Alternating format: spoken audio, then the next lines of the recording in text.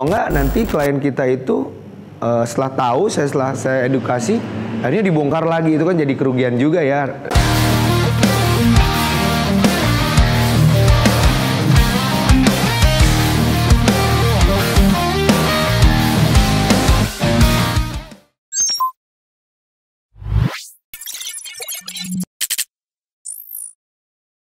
Halo, ketemu lagi dengan saya Denis Imam Ramdhani. Seperti biasa, saya mau ngobrolin tentang interior design. Ya, sebelum-sebelumnya sih emang sering banget ya saya bikin video-video review.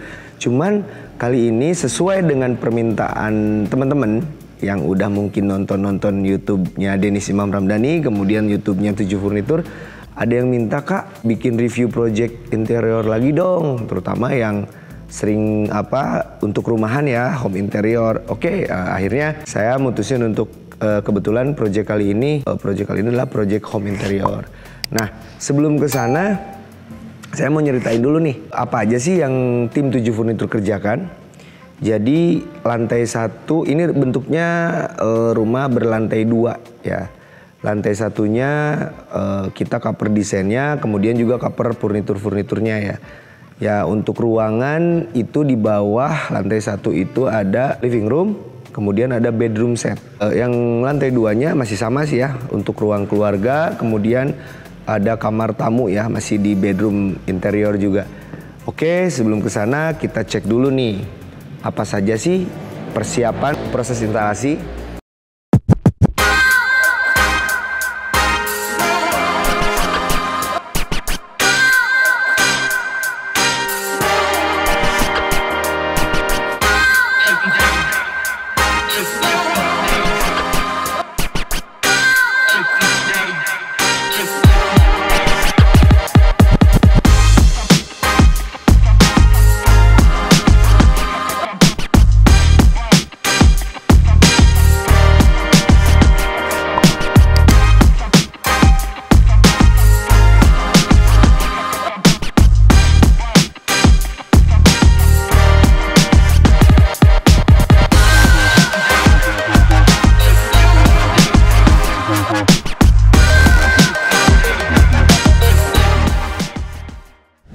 Oke, yang pertama saya mau bahas dulu di lantai 1, tepatnya di area living room.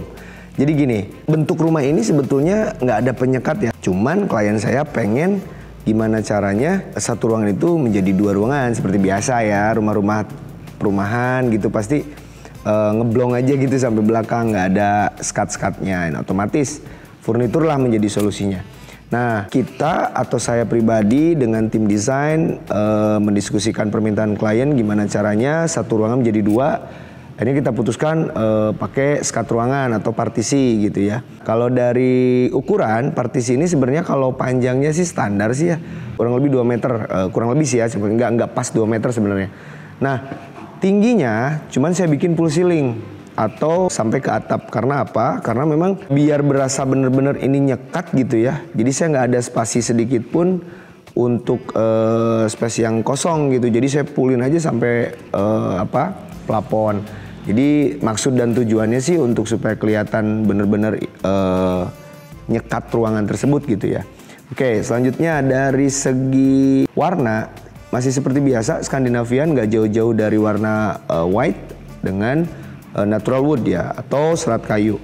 Nah, cuman di sini biasanya saya lebih banyak putihnya daripada serat kayunya biasanya yang menjadi ornamennya gitu. Tapi dibalikin sama saya, sekarang lebih banyak serat kayunya daripada warna putihnya.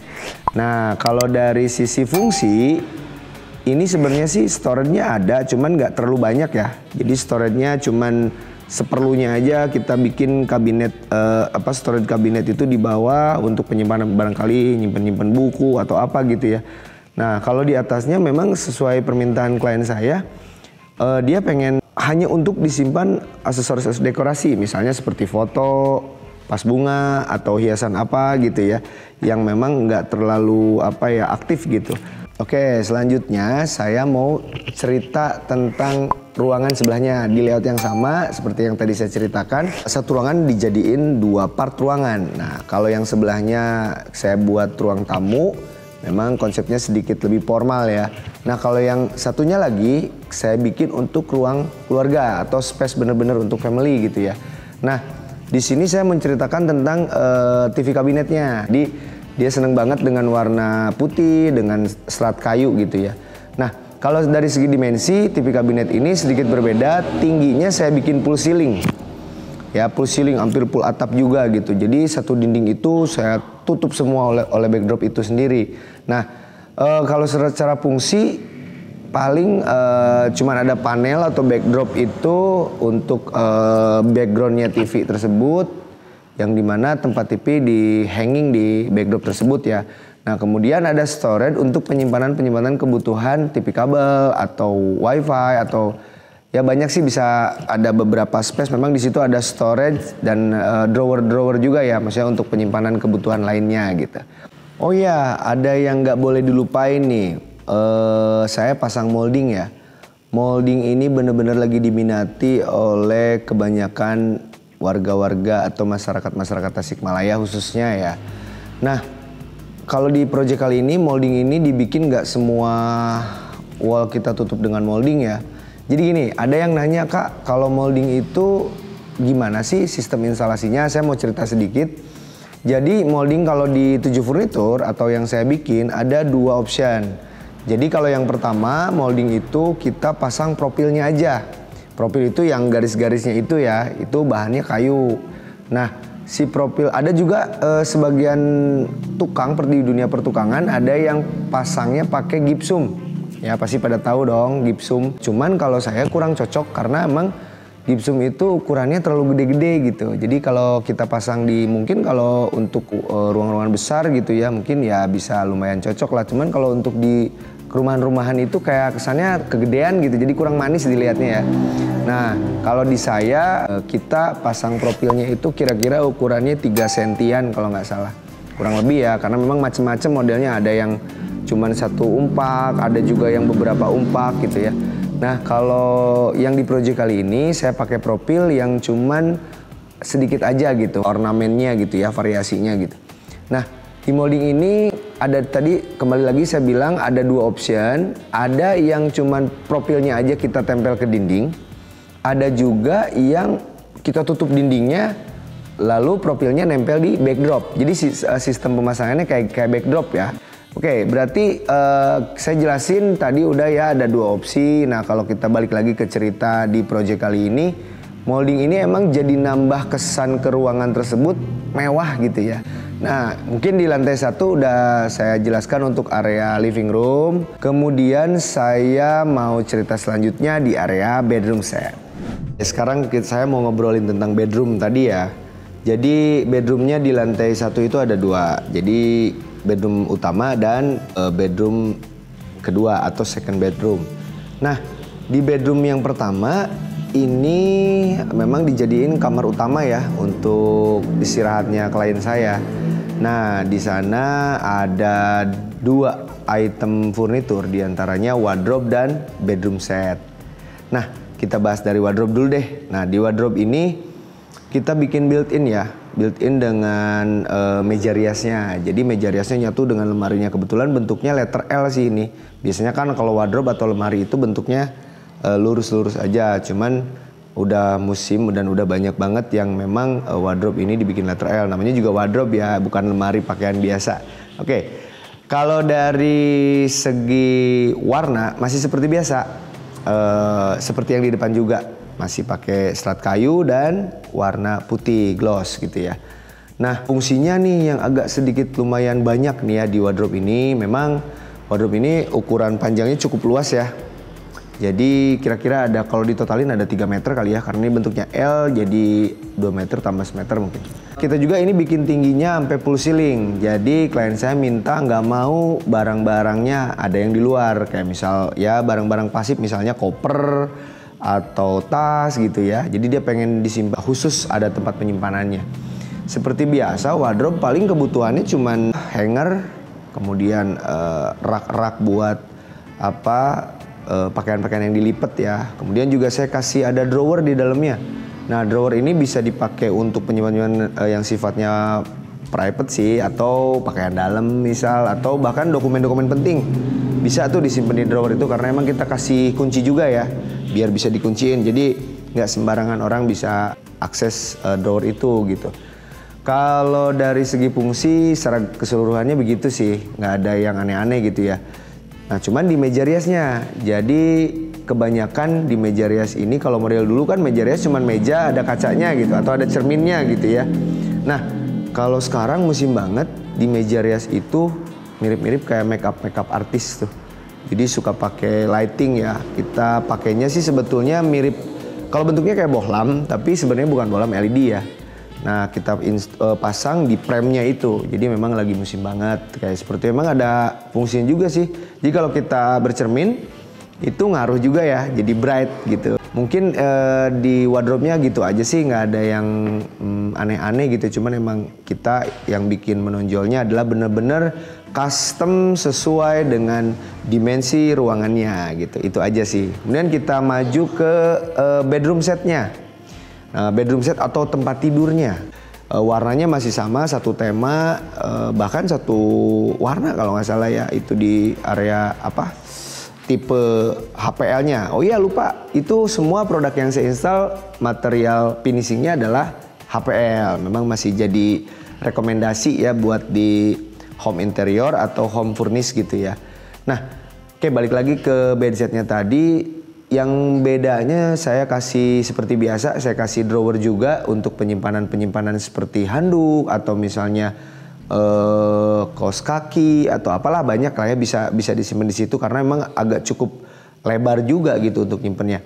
Nah kemudian di sisinya bed ini sendiri saya kasih ceritanya nakas. Cuman kalau nakas kan biasanya full ya, sampai ya kira-kira tingginya 40 cm kali 40 cm gitu, atau 40 kali 30 cm. Nah ini saya bikin sistem hanging ya, jadi digantung gitu. Jadi cuman drawer aja, soalnya kayak drawer digantungin gitu. Jadi memang saya rasa karena ini ruangannya nggak terlalu luas, jadi kalau kena kas yang full gitu jadi kerasanya kayak tambah sempit gitu ya. Nah saya bikin hanging agar mudah juga ngebersihinnya dan kemudian sesuai dengan desain yang saya buat di situ. Nah kita maju lagi nih ke selanjutnya. Seperti yang tadi saya ceritakan, di lantai satu ini ada 2 bedroom set. Nah kita mau cerita yang bedroom kedua nih. Di bedroom yang kedua itu biasa aja sih, cuman ada tempat tidur sama lemarinya ya atau wardrobe-nya. Ya seperti biasa, wardrobe-nya kita bikin maksimal function atau dimaksimalin secara fungsinya. Jadi kita bikin ukurannya lebih tinggi, kayak yang tadi masih full ceiling juga. Emang kalau dari segi kamarnya sih nggak terlalu luas ya, jadi ya kamar-kamar standar gitu. Jadi gimana caranya penyimpanannya maksimal, jadi saya akalinnya lewat wardrobe itu sendiri. Oke, nah ini agak berbeda nih, karena emang kalau nggak salah ini untuk anaknya kalau nggak salah ya. Jadi warnanya saya bikin monokrom. Kalau nggak salah warnanya putih semua tuh di yang kamar kedua ya. Putih semua itu maksudnya nggak ada warna lain. Jadi di item furniturnya di wardrobe saya install putih semua gitu. Dan juga saya pasang meja rias juga sama seperti yang di kamar utama, cuman konsepnya lebih kalem aja gitu karena satu warna, kemudian layoutnya lurus gitu ya. Tapi tingginya masih sama karena ingin memaksimalkan fungsi ya.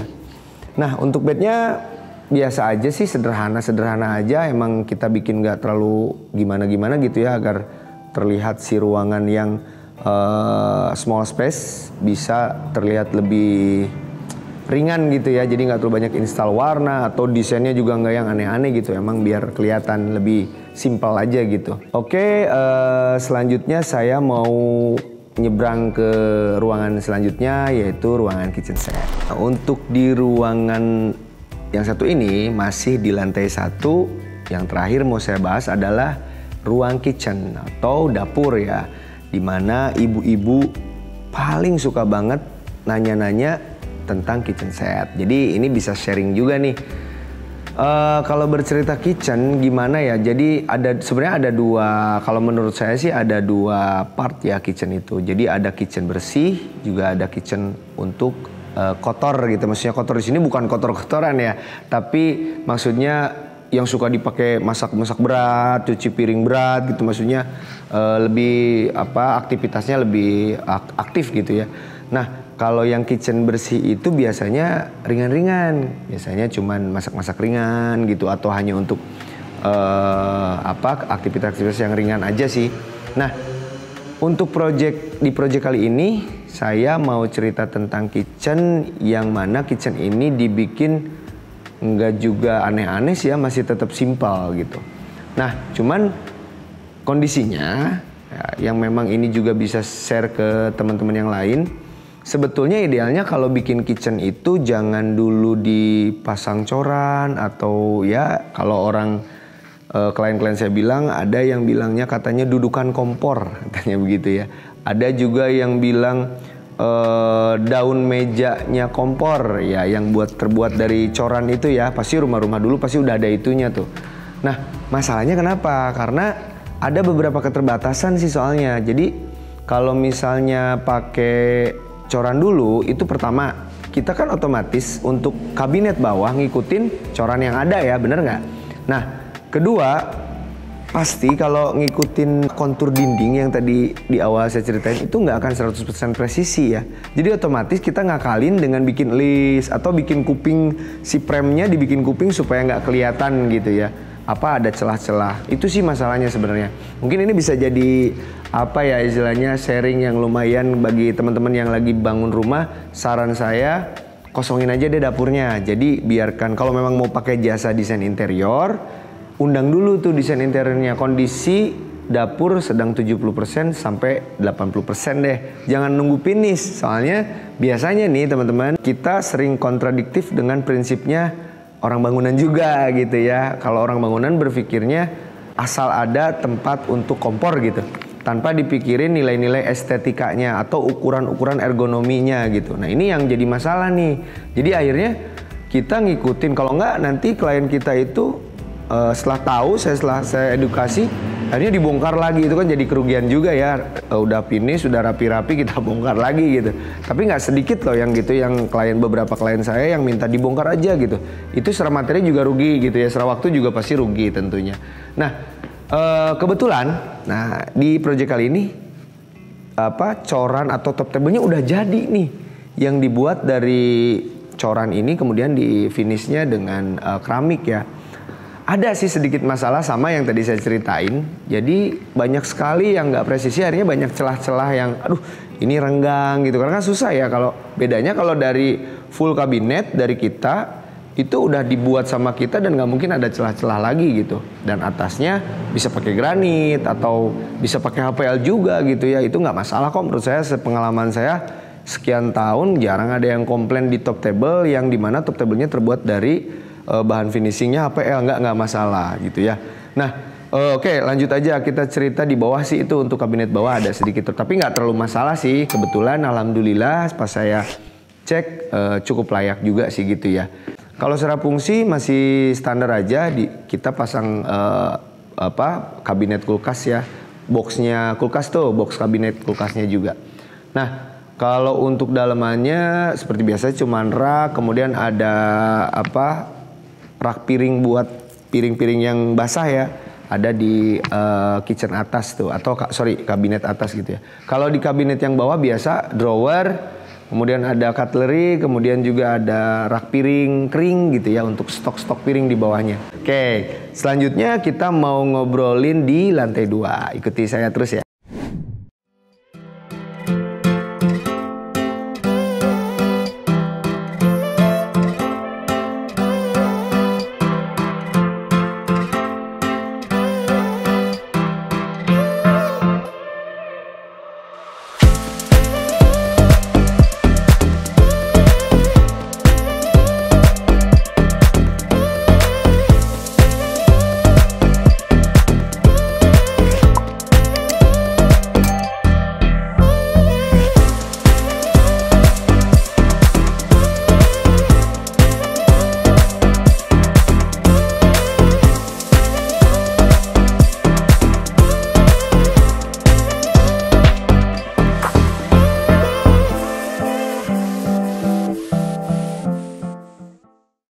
Nah, di lantai 2 sebenarnya saya nggak akan bahas secara terperinci karena masih sama sebetulnya seperti yang di bawah. Jadi kalau di atas emang space-nya cuma living room dengan bedroom set. Nah, bedroom setnya juga konsepnya masih kayak yang di bawah kok, formatnya masih kayak bed set.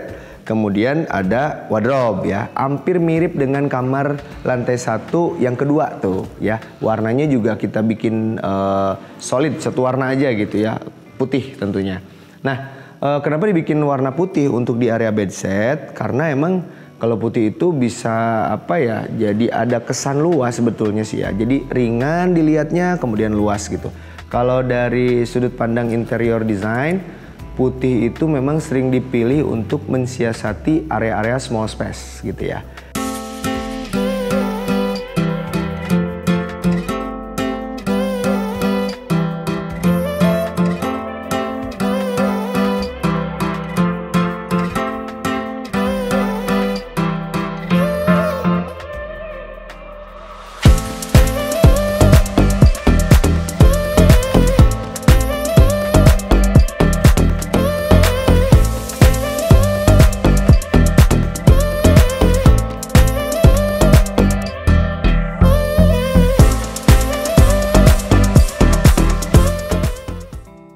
Oke, selanjutnya kita keluar nih. Di luar di living room ini ada TV kabinet juga. Nah, TV kabinet ini nggak jauh-jauh beda lah desainnya gitu ya. Cuman kita mainin sedikit di warna dan bentuk-bentuk backdropnya agak berbeda. Oke teman-teman, gitu aja yang bisa saya review di project kali ini. Mudah-mudahan bisa menginspirasi teman-teman ya, dari A sampai Z-nya nih. Dan satu lagi saya mau informasikan, 7 Furnitur sekarang udah ada galerinya ya. Kalau dulu klien-klien saya yang dulu kalau mau konsul itu langsung ke workshop. Nah, kali ini teman-teman bisa datang langsung ke galerinya ya. Mau konsul bisa, mau beli produk yang ready juga bisa. Kebanyakan di kita ada produk-produk untuk home interior ya, seperti sofa, lemari, TV kabinet bahkan juga ada ya, atau home decor seperti kayak bantal-bantal atau misalnya apa ya, tableware atau kitchenware juga ada di kita. Bahkan karpet-karpet juga kita sediain. Nah, ini cuman sedikit informasi aja karena masih ada klien-klien saya yang by Instagram nanya, "Kak, kalau produk ready-nya ada nggak?" Sebenarnya sekarang udah diadain nih. Kita baru buka kurang lebih 2 bulan yang lalu ya. Jadi teman-teman bisa datang ke 7 Furnitur Galeri, alamatnya di Jalan Letnan Ibrahim Aji, masih tetap Induyang. Teman-teman boleh main-main deh ke galeri kita, di mana galeri kita menyediakan bener-bener barang furnitur untuk rumahan ya. Jadi masih home decor. Nah, di sini ada. Bisa teman-teman bahkan bisa cek Instagramnya di 7 Furnitur Galeri. Nah, itu teman-teman bisa lihat-lihat dulu atau konsul by admin gitu ya. Oke, baik, itu saja yang bisa saya sharing di project kali ini. Mudah-mudahan satu kali lagi besar manfaatnya. Dan jangan lupa teman-teman like and subscribe. Kemudian share ke teman-teman atau ketik komentar yang mungkin mau konsul bisa di YouTube kami. Baik, terima kasih. Salam hormat, saya Denis Imam Ramdhani.